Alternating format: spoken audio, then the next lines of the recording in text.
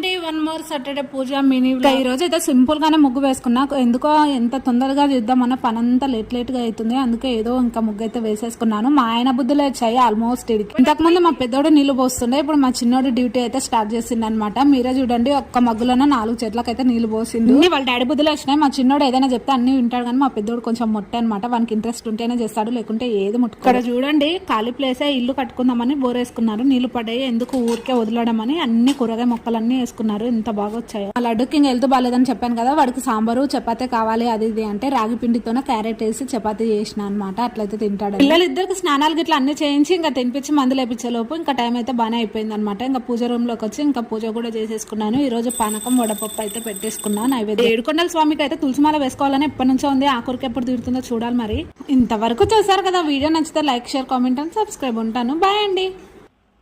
ఓం శ్రీనివాసాయ నమః.